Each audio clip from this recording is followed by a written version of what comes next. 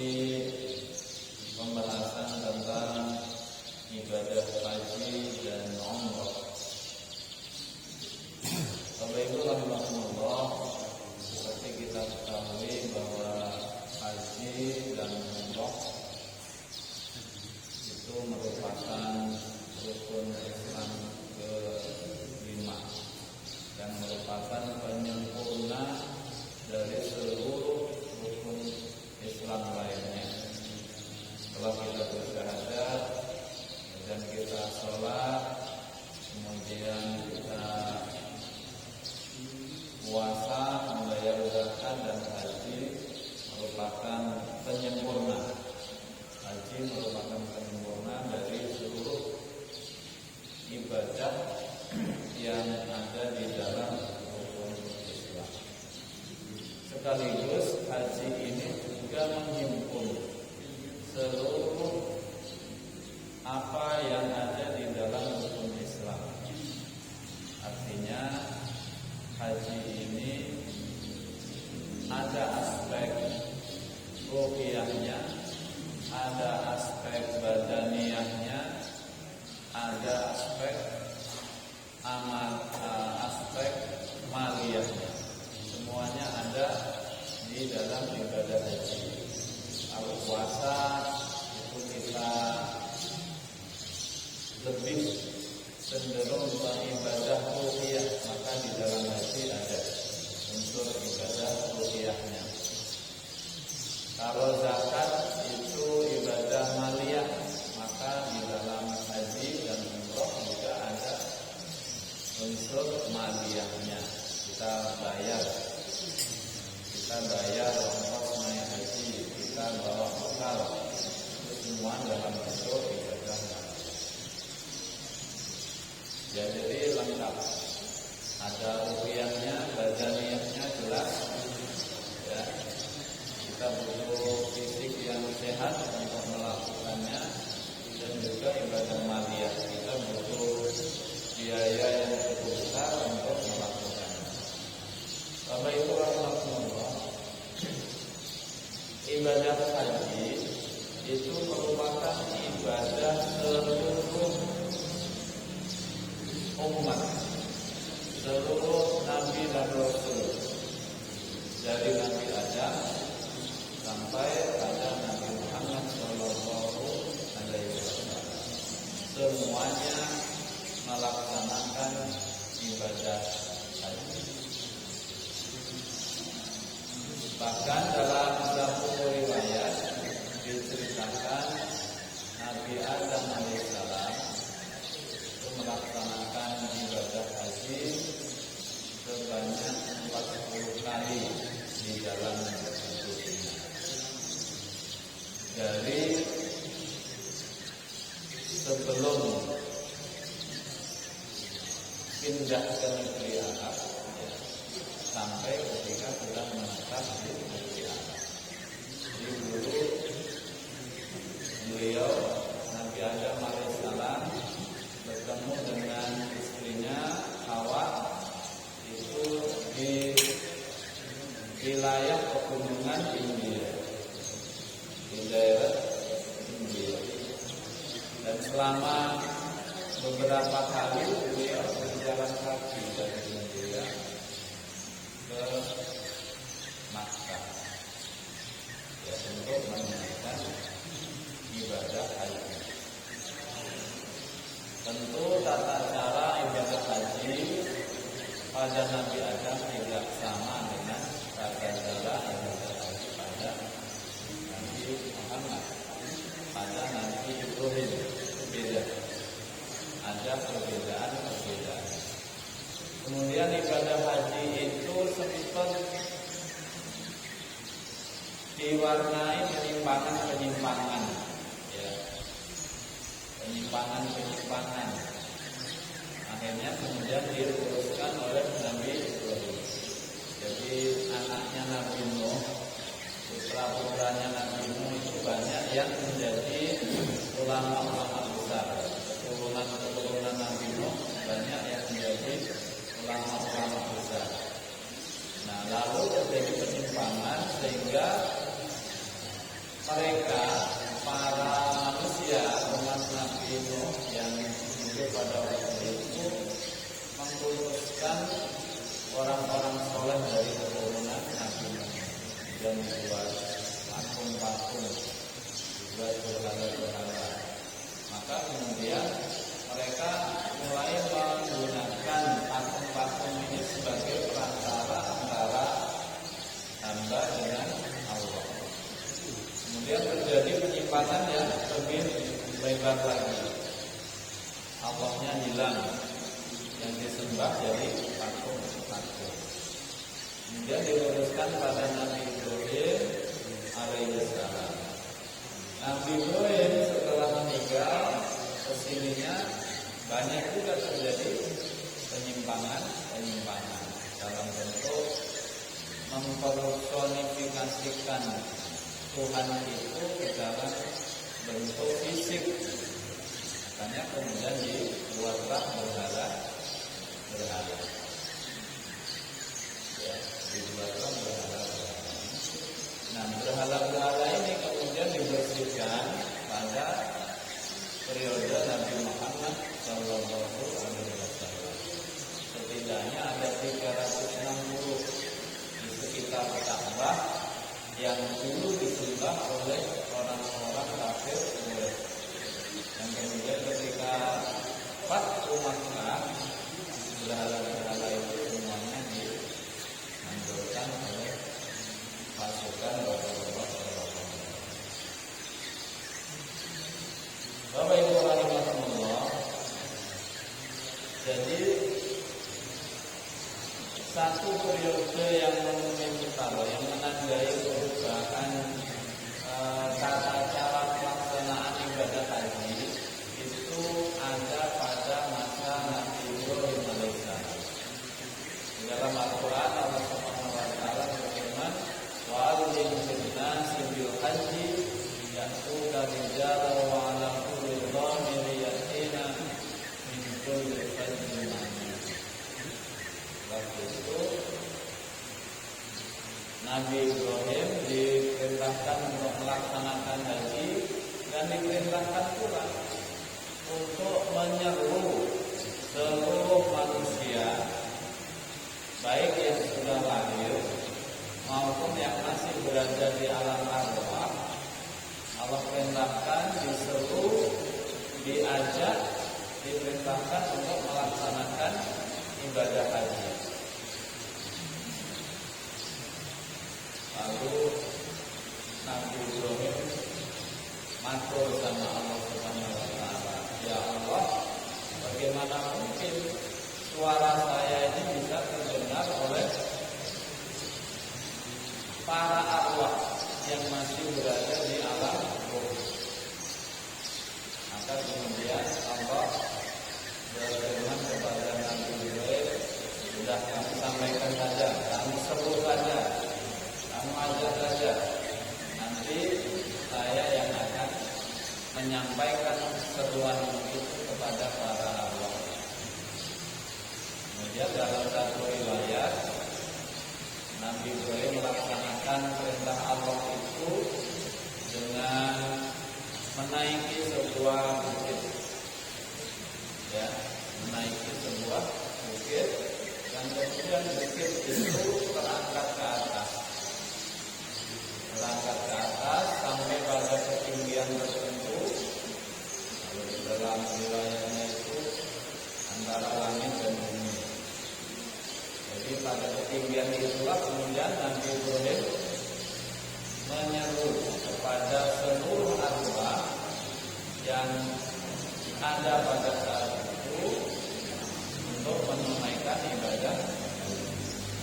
Hanya Allah menjabarkan dalam Al-Quran, wa adzin fil nas bil hajj, seluruh mereka untuk melaksanakan ibadah.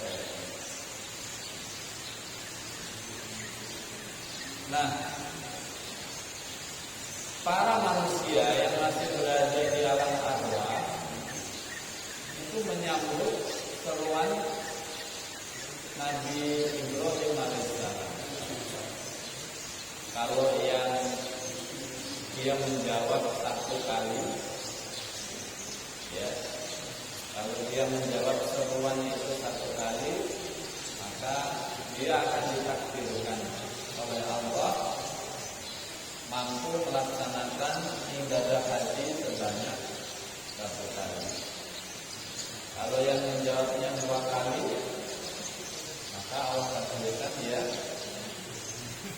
pergi haji sebanyak 2 kali.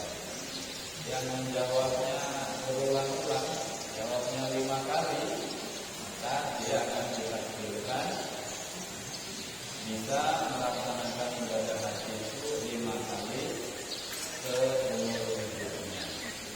Jadi sesuai dengan berapa kali kita menyaut, kita menjawab seruan Ibrahim alaihissalam. Makanya kan kalau ada orang yang hajinya itu mudah sekali, ada yang sampai 7 kali. Ya, ada yang sampai 7 kali, ada yang 10 kali. Itu karena Allah mudahkan sesuai dengan jawaban dia dulu ketika masih berada di alam Allah. Tapi ada juga yang tidak menjawab.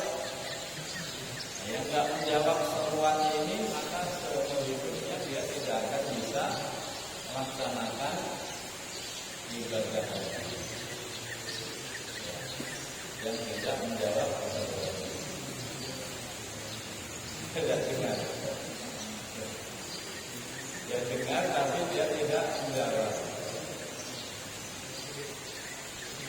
Dia nggak bisa bergerak. Kalau nggak mampu kan jawab.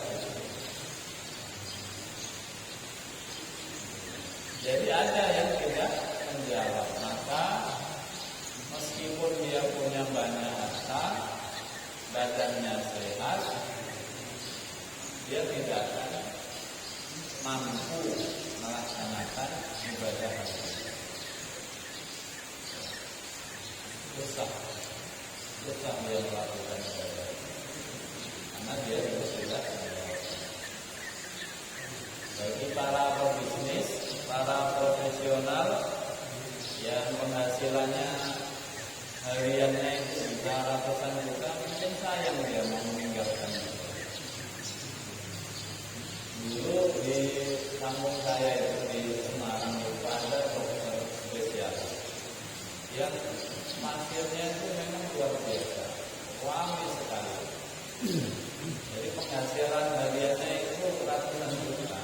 Tapi dia tidak mau pergi haji karena dia ngitung kalau dia pergi haji 40 hari itu dia akan kehilangan penghasilan dalam jumlah yang sangat besar, miliaran dia tinggalkan kalau dia pergi menunaikan ibadah haji. Karena sampai uang itu nggak begitu, padahal muslim ya. Nah ini terkait dengan satu kisah spiritual yang tadi saya ceritakan. Ya, dulu dia jawab enggak, kalau enggak jawab ya dia enggak akan bisa menunaikan ibadah haji meskipun umurnya banyak, badannya sehat, perjalanannya aman, tapi dia tidak ditakdirkan untuk menunaikan ibadah haji.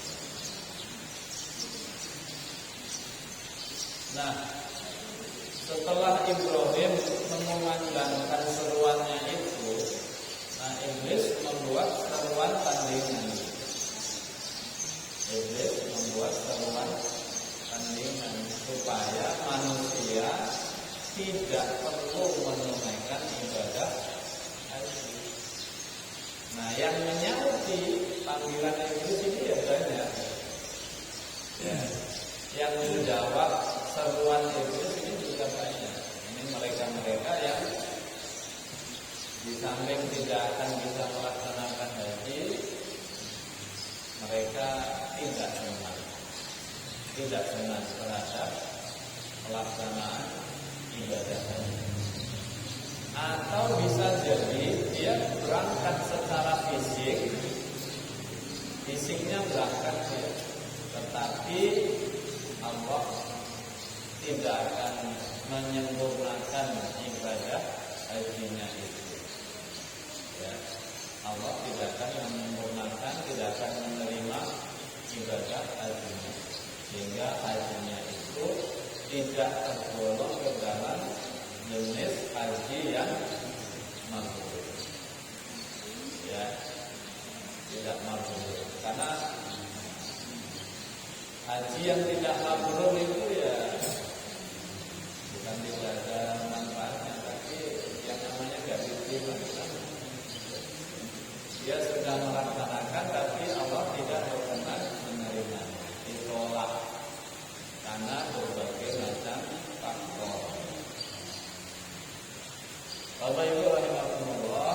Nah, Nabi Muhammad SAW sebelum diwajibkannya ibadah haji itu pernah melakukan haji sebanyak 2 kali. Ya, 2 kali. Kemudian setelah diwajibkan itu hanya 1 kali, yaitu pada tahun 9 Hijriah. Ya, tahun 9 atau 10 Hijriah, yang kita kenal dengan haji wada.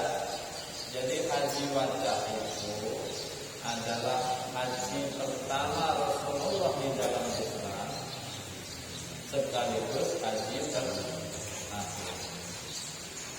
Ya, kita mengenalnya dengan haji wada, haji perpisahan. Ya, jarak antara pelaksanaan haji wada dengan wafatnya Rasulullah itu hanya 3 bulan. Jadi setelah menunaikan haji wada, 3 bulan berikutnya Rasulullah dipanggil oleh Allah Subhanahu wa Ta'ala. Beliau wafat. Jadi cuma 1 kali. Dan beliau melaksanakan umroh itu sebanyak 4 kali. Ya, sebanyak 4 kali, termasuk yang bersamaan dengan pelaksanaan ibadah haji wada. Jadi tidak banyak, tidak sering Rasulullah melakukan umroh, melakukan haji. Kalau hajjatul Islam itu cuma 1 kali, umrohnya 4 kali. Itu saja.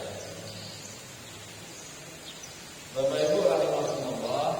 Nah, sebelum menunaikan ibadah haji, kita disunahkan melakukan persiapan-persiapan.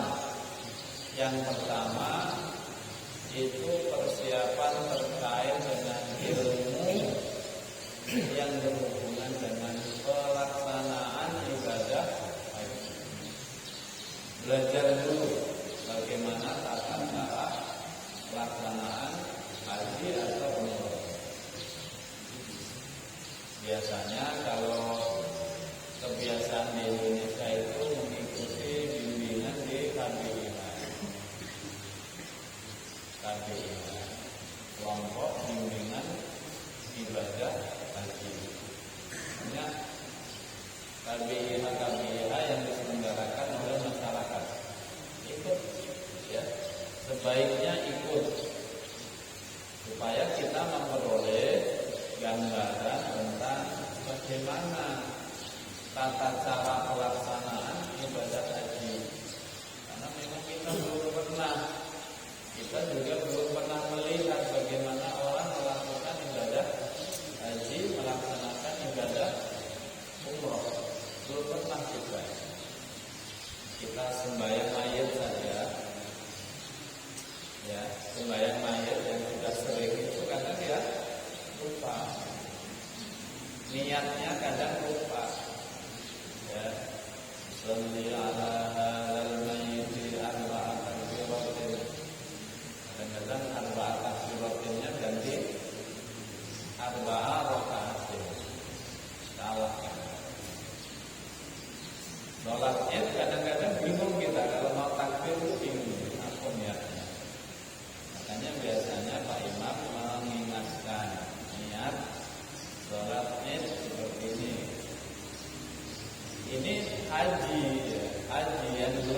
sama sekali kita lihat, belum pernah kita lakukan. Makanya sebaiknya kalau memungkinkan kita mengikuti proses bimbingan ibadah haji di KPIH yang ada di sekitar kita. Itu penting.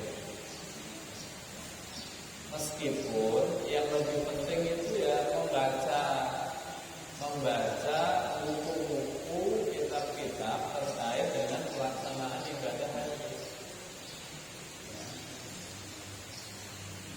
Dibaca. Nah, Kementerian Agama itu juga biasanya melakukan pendampingan.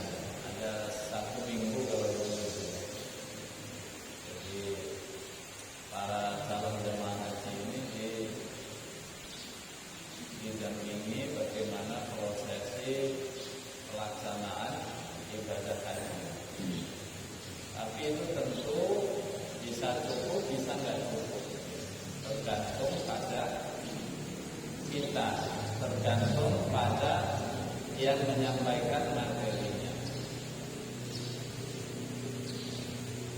Dulu tahun 2019 kami ikut KPIH. Itu salah satu pematerinya itu hajinya di tahun 80-an. Orangnya sudah sepuh. Tahun 80 beliau sudah haji. Dan ketika menyampaikan materi ke jamaah itu ya di situasi tahun 80-an. Bapak Ibu hati-hati kalau di kamar mandi itu harus dipersiapkan betul gitu. Karena antrinya itu bisa 50-an gitu. Kita bingung 50 kalau kali 5 menit itu lama sekali, bisa fatal nggak jadi gitu, nggak jadi ke toilet gitu.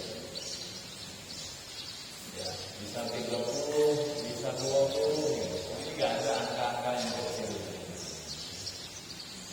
Kemudian jangan masuk ke toilet berduaan, nanti bisa ambrol gitu. Masuk ke dalam terowongan dan hilang nanti.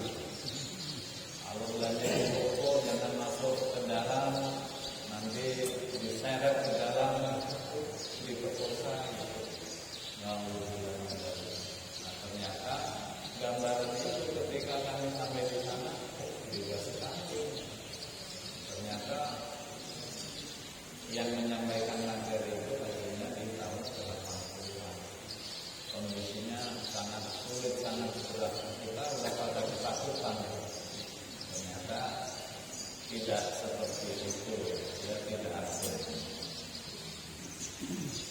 Jadi belajar ilmunya itu. Ya jangan sampai dia nggak tahu memulai tawaf itu misalnya dari mana, startnya dari mana, finishnya dari mana, nggak tahu, dia bingung. Ya, dia nggak tahu bagaimana melakukan ihram haji, ihram umroh, nggak tahu. Ihram itu kan proses niat ya, niat haji, niat umroh itu namanya ihram. Ya, didahului dengan mengenakan pakaian khusus, pakaian ihram. Kalau nggak tahu ya bingung. Bagaimana wukuf di Arafah, bagaimana mabit di Muzdalifah, mabit di Mina, melontar jamaah, nggak tahu. Sayang, kasihan. Waiting listnya sudah panjang, nunggunya lama sekali, biayanya mahal. Sekarang itu kan sekitar 56 sekian juta harus dibayar jamaah. Itu kalau kemudian tidak menguasai ilmu ritual ibadah hajinya ya repot. Nunggunya lama, bayarnya mahal. Enggak, tidak benar dia melaksanakan ibadah haji. Dan itu banyak, masih banyak kita menjumpai di Mekah itu orang-orang yang bingung mengapain pas dari apa namanya ketua rombongannya, ketua rukunnya bingung dia, atau ketua rukunnya, ketua rombongannya kurang peduli, bingung dia mau ngapain. Karena problemnya kan banyak pada haji. Kadang mutar tawaf sudah 4 kali ternyata batal. Gimana ini? Nggak tahu dia cara mengatasinya. Ya, ada yang sudah 5 putaran kecapean. Ya, kecapean lalu dia berhenti, tidak dilanjutkan sampai 7 putaran. Gimana doa? Sa'inya juga gimana batas-batas Safa dan Marwah itu enggak tahu. Ya. Nah ini tentu akan rugi kalau kita tidak menguasai ilmu. Bapak Ibu rahmatullah, yang kedua kita disunahkan melakukan taubat. Melakukan taubat dengan pertama mandi taubat, mandi dengan niat mandi taubat. Kemudian melakukan sholat sunnah taubat 2 rakaat setelah Fatihah. Pada rakaat pertama membaca surat Al-Kafirun dan rakaat kedua setelah Fatihah membaca surat Al-Ikhlas. Mohon kepada Allah Subhanahu wa taala supaya dosa-dosa kita, maksiat yang pernah kita lakukan, Allah Subhanahu wa taala ampunkan. Sebelum kita berangkat, kita sudah mempersiapkan kondisi diri kita sedemikian rupa. Nah, kita akan memasuki tanah suci, Makkah dan Madinah, tanah suci, maka kondisi jiwa kita itu disucikan juga. Agar apa? Kalau bahasa Anda sekarang itu agar chemistry-nya itu terbangun. Ya.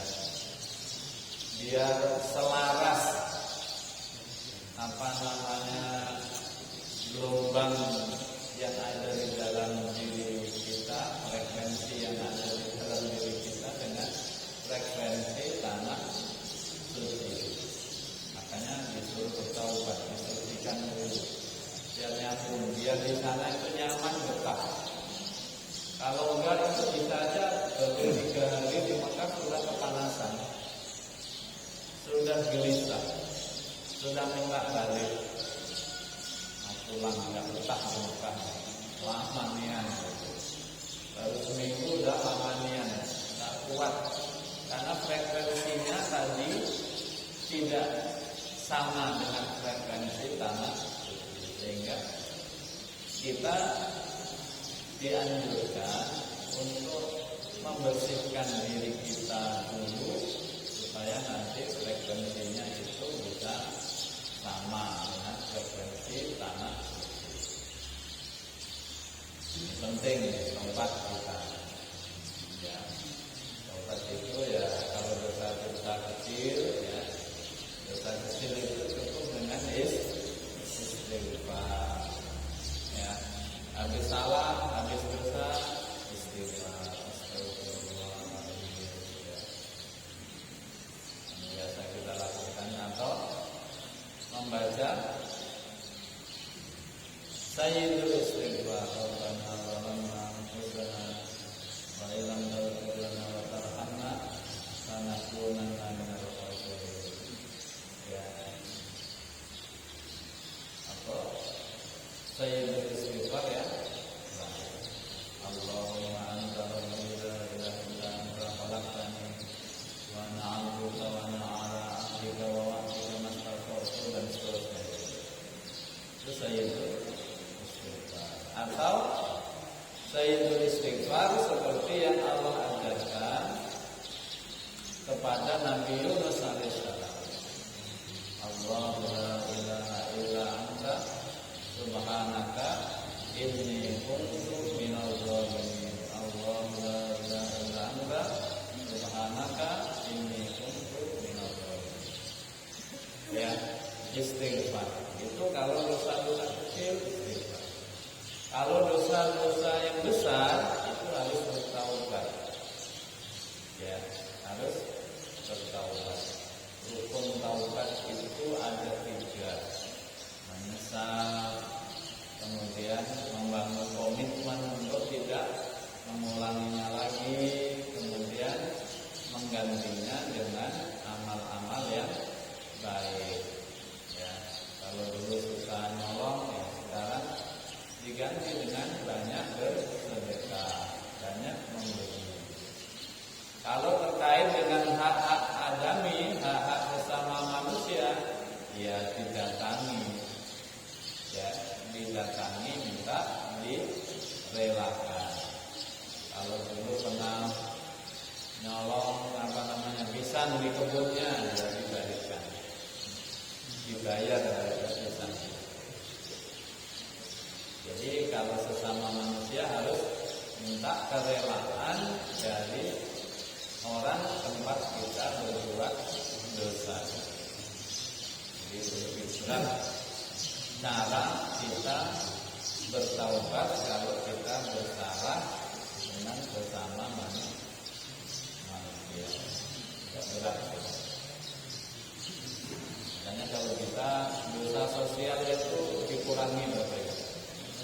Dosa sosial itu kita minta ampunnya. Nah kita biasanya yang nggak sanggup terus terang, usahakan dikurangi. Kemudian yang ketiga, Bapak Ibu, kita disunnahkan melakukan sholat sunnah safar. Sholli sunnah safari rakaataini lillahi ta'ala. 2 rakaat sama tadi.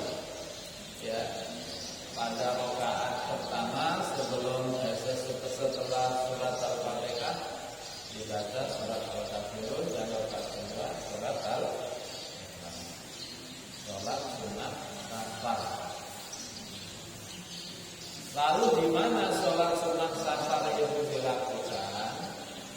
Dilakukannya di rumah kita masing-masing, bukan di dalam masjid, bukan di masjid.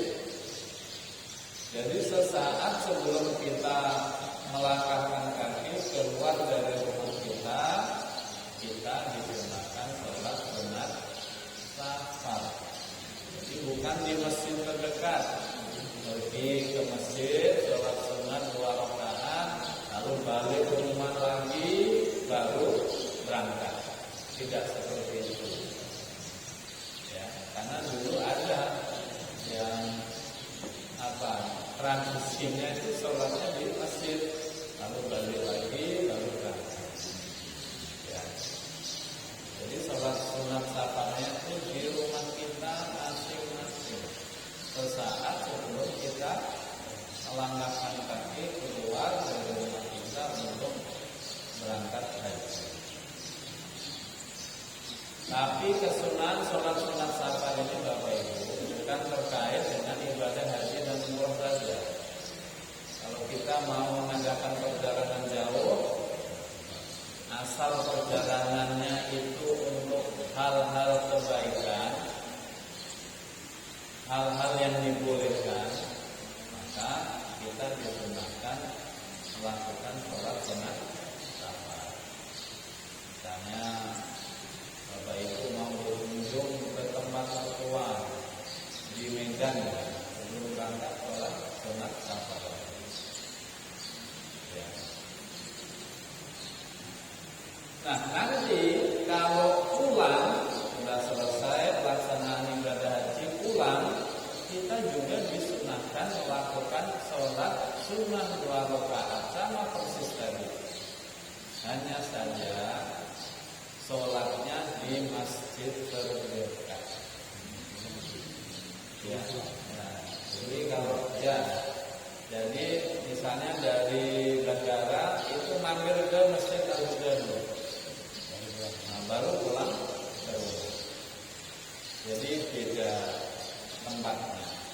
Kalau berangkat, sebelum berangkat kita sholat sunat safarnya di rumah. Kalau pulang kita sholat sunnahnya di masjid terdekat sebelum kita pulang. Jangan pulang dulu baru pergi ke masjid.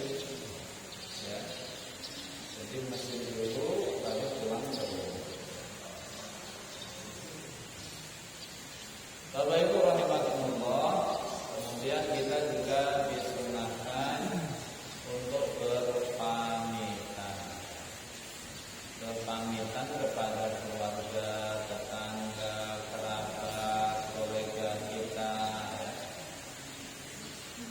Kita berpamitan, minta doa kepada mereka. Caranya kalau di dalam fikih lama itu ya didatangi satu pamit minta doa. Kalau sekarang itu tradisinya berubah, ya.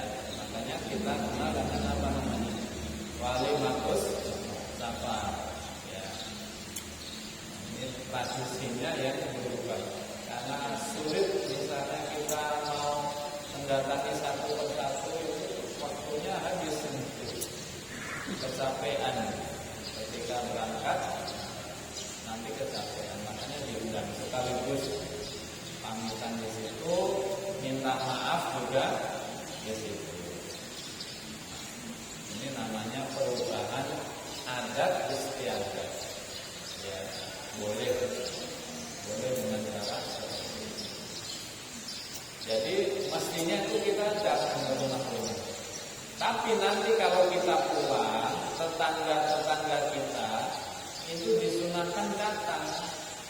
Kalau tadi kita yang datang, setelah jamaah hajinya pulang, itu tetangganya yang datang ke rumah. Ya, untuk minta doa, minta berkah. Ya, karena orang-orang yang baru pulang dari ibadah haji itu dosa-dosanya diampuni oleh Allah Subhanahu wa Ta'ala. Asal hajinya mabrur. Kalau tidak mabrur enggak juga. Itu masalah. Jadi kita disunahkan mendatangi orang yang ibadah haji, pulang haji, bersalaman ya, untuk memperoleh keberkahan dan minta doa. Karena 40 hari setelah pulang haji itu kalau orang ini enggak melakukan dosa, kalau jamaah haji itu dia menjaga hajinya, maka doanya akan dikabulkan oleh Allah.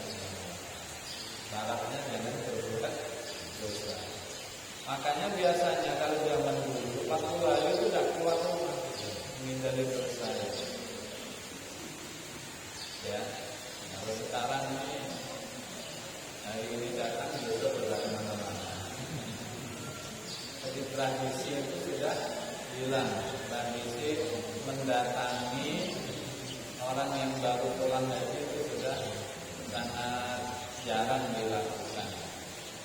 Kadang-kadang malah malu, gak enak nanti dikirain orang laweo.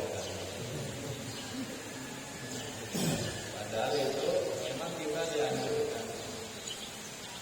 Kalau laweo itu kan ya kalau ada alhamdulillah enggak apa-apa.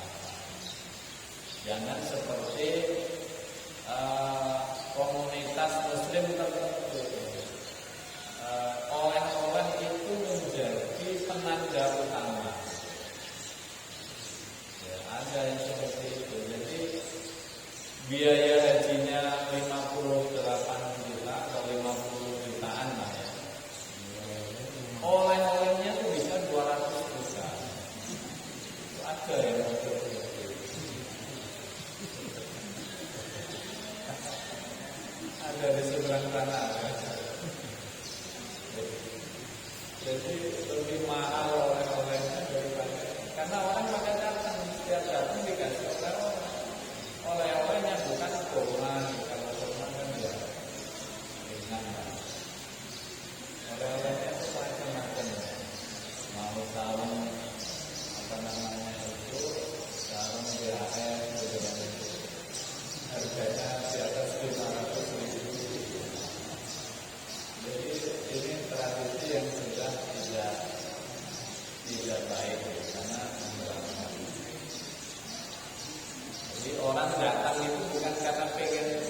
dapat keberkahannya gitu. Tapi pengen dapat sarungnya, sarung timur itu mahal, jutaan. Jadi sudah bergeser dari maksud yang sebenarnya.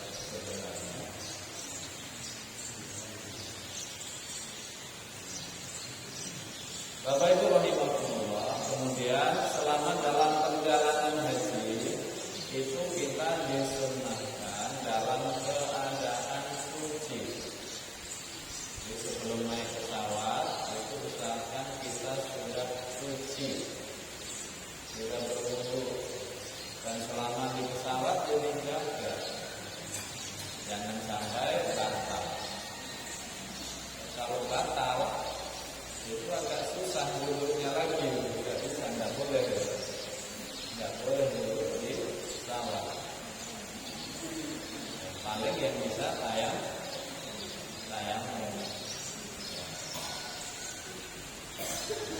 itu kalau bawa debu, kalau nggak bawa debu ya nggak bisa tayamum juga. Saya nggak tahu, nah itu yang saya nggak tahu karena sekarang itu katanya suruh tepuk di belakang, di depan cuk, di depan kita itu.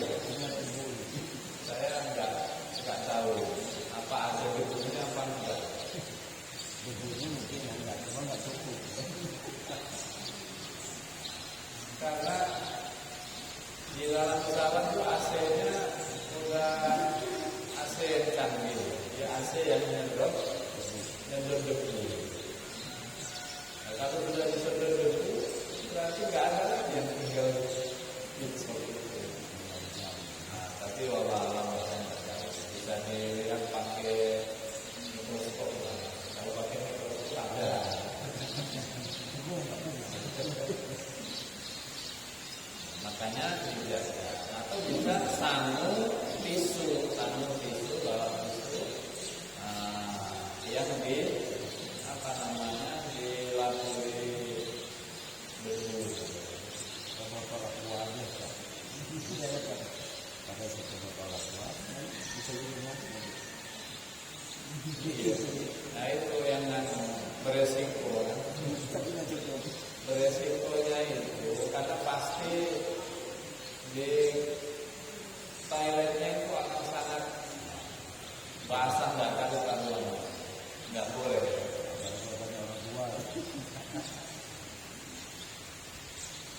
Ya, bingung nanti ya, cuci kakinya gimana, ditumpahkan di situ bisa membahayakan keselamatan. Jadi intinya dijaga kesuciannya sebisa mungkin. Karena perjalanannya itu sekitar 8 jam. Kalau dari Padang itu 8 jam, 9 jam ya.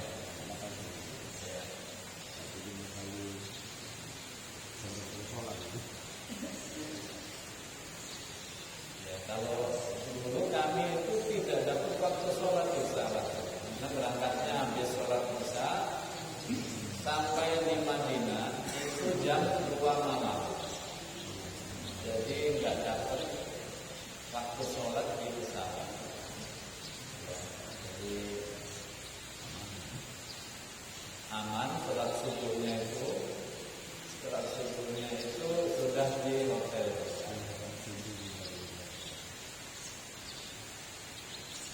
Bapak Ibu rahimahullah, kemudian usahakan selama ibadah haji itu kita mencari teman yang baik, bukan teman yang tidak baik. Yang baik itu yang bagaimana? Yang dia mau membantu kita, saling menolong dalam kebaikan, bisa menasihati kita. Kalau kita lagi malas, dia bisa menyemangati kita, ya. Kalau kita butuh uang, dia bisa memberi pinjaman ke kita atau memberi kita, ya. Dan kadang-kadang kita ketemu orang itu yang lalala, diajak diskusi nggak bisa, ditanya nggak ngerti, dipinjemin duit juga nggak mau.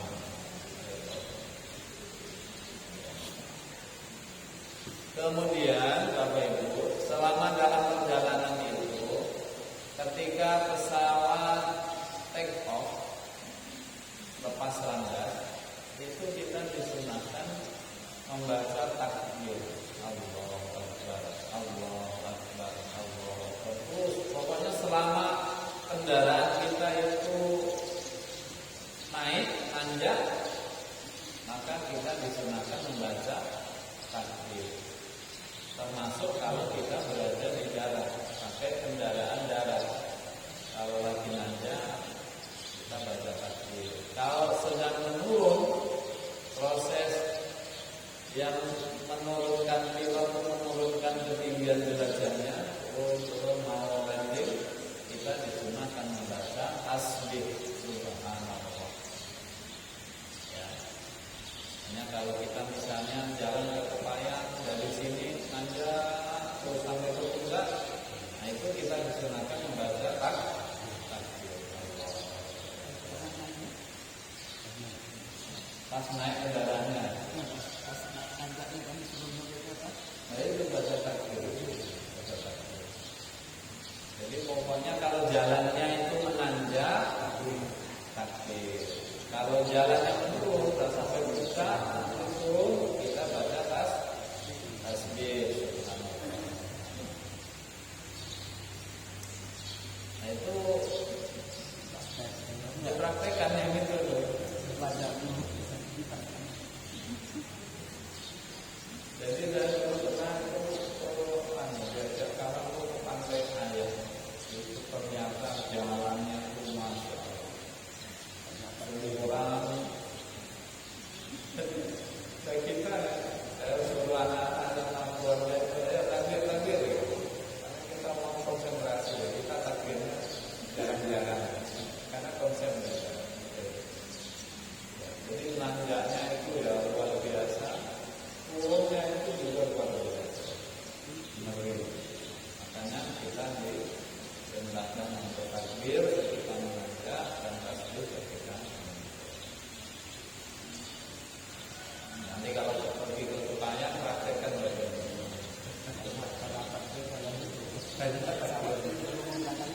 Nah, baru take off takbir. Nanti kalau sudah mau landing tasbih. Kemudian setiap kali kita berhenti di suatu tempat, kita disunahkan membaca a'udzu bikalimatillahit tammah min syarri ma khalaq. Karena kita nih jalan dari Bengkulu mau ke Pulau sampai di puncak berhenti istirahat dulu. Maka ketika kita berhenti, kita disunahkan membaca kalimat tadi.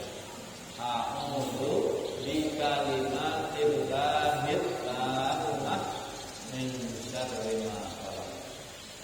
Yang dihafal yang pernah aja Bapak Ibu. Yang di depan kan a'udzu, hafal.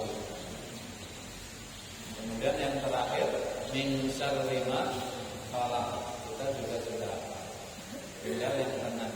A'udzu bikalimatillahi tammah min syarri ma khalaq. Baca. Insyaallah kita terhindar dari hal-hal buruk yang tidak diinginkan. Insyaallah. Nah ini perjalanan haji itu perjalanan yang suci, perjalanan spiritual.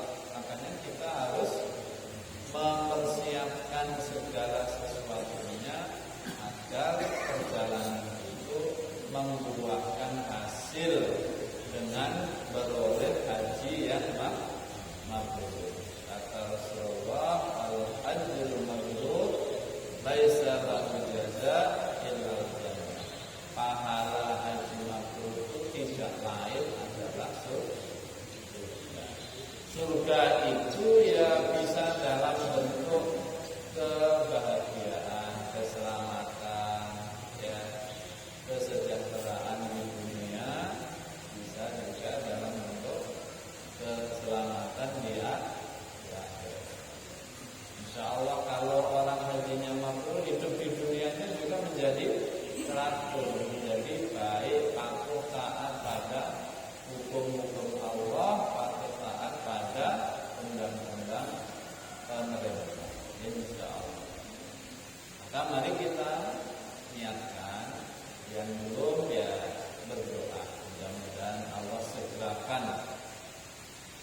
berangkatkan kita ke tanah untuk menunaikan ibadah haji. Bapak Ibu rahimahullah, sekarang ini ada fenomena karena waiting listnya itu panjang sekali. Ada orang yang potong kompas. Nah, sudahlah, tidak usah haji. Kelamaan punya 20-30 tahun. Umroh aja lah. Nah, umroh saja, toh sama saja. Gitu. Nah, yang toh sama saja itulah yang salah. Karena Bapak Ibu, haji itu menjadi rukun Islam, sementara umroh tidak. Ya. Jadi kalau dalam mazhab Syafi'i, haji itu fardu, umroh juga fardu. Hanya saja begini Bapak. Kalau haji itu kewajibannya diijmakan oleh seluruh ulama. Tidak ada ulama yang berpendapat haji itu tidak wajib. Sementara umroh dari 4 mazhab itu 2 berpendapat wajib, 2-nya lagi berpendapat sunnah. Berarti kan beda levelnya ini. Levelnya itu beda. Maka dari segi prioritasnya juga harus berbeda. Utamakan dulukan ibadah haji daripada ibadah umroh. Bahkan ini ada fenomena orang yang sudah mendaftar haji, tapi dia lalu tahu saya 29 tahun lagi. Karena terbujuk tadi sama travel agent tadi, akhirnya ditarik lagi, dibayarkan untuk umroh. Ini yang tidak boleh, tidak boleh. Jadi kalau misalnya hartanya cuma segitu-gitunya, hanya cukup untuk umroh 1 kali atau haji 1 kali, setelah itu tidak duit lagi, maka harus diperuntukkan untuk daftar haji. Tidak boleh digunakan untuk daftar umroh. Soal nanti sampai atau tidak, kalau kita sudah mendaftar, masa tunggunya 29 tahun, ternyata pas di tahun ke-19 kita meninggal, itu pahala hajinya sudah sampai kepada kita. Ya, pahala hajinya itu sudah sampai kepada kita. Ya, karena kita sudah berniat melaksanakannya. Seandainya memungkinkan dia berangkat cepat, ya pasti akan berangkat sebelum 19 tahun lagi. Tapi karena ada aturan waiting list, maka dia terpaksa tidak bisa berangkat. Ya, bukan karena satu kesengajaan. Makanya pahalanya sudah dia peroleh. Saya kira ini Bapak Ibu sekalian, nanti kita sama-sama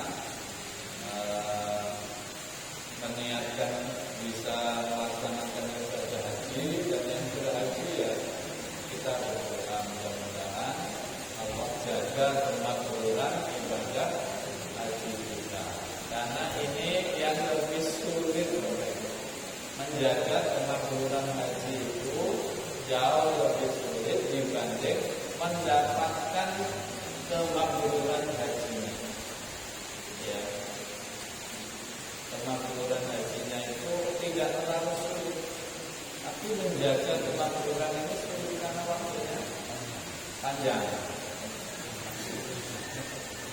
Jadi tantangannya lebih besar ya, karena banyak godaan. Saya kira ini Imam Syafi'i sama siapa ya? Sama Imam Malik ya. Jadi dari 4 mazhab itu dua-dua, yang duanya berpendapat sunnah, yang duanya berpendapat wajib. Lebih kurang mohon maaf, mari kita sama-sama akhiri dengan membaca